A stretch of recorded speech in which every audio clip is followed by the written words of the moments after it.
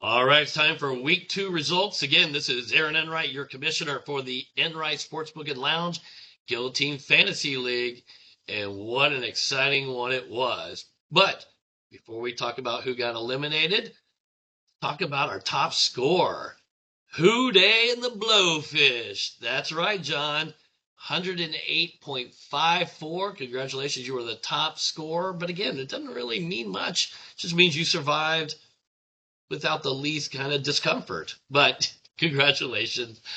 You were led by Amon-Ra St. Brown, 3 touchdowns.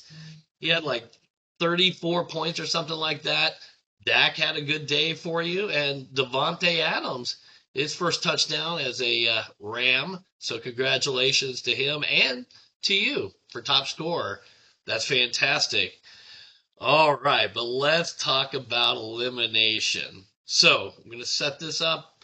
Now, Rob and I had picked both my dad and Kara, respectively, as ones that we thought might get eliminated, but Tyler Algier, I think on the last drive in the fourth quarter, I think he got 12 points with a touchdown.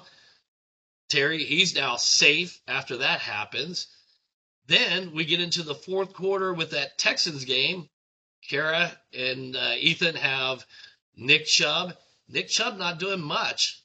They're looking a little nervous. And then Nick Chubb runs off like a 20-something yard touchdown. Now she's safe. So now we have 3. And so I think at the very beginning, Cole Kirchwam Club was at 36 points. But let's take a look. At halftime, here's where we were at. We got 11th hour. They are at 60.04. Danamaniacs with 57. So he's still in, the hunt for elimination. But he's got Genty still going. So feeling pretty comfortable unless he has an injury. And then the Cole Kirchwam Club at 41.14. Now, third quarter ends. Now it's changed. And Danamaniacs, he's safe.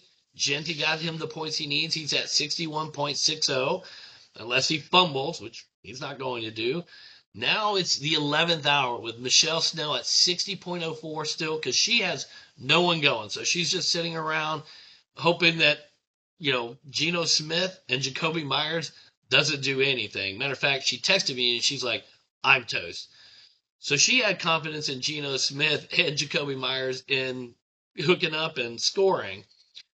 However, that's not what happened. But if you watch the game, in the end of the third or in the fourth, I think it was the fourth quarter, there's a pass that was intended for Jacoby Myers, who was open and would more than likely score a touchdown.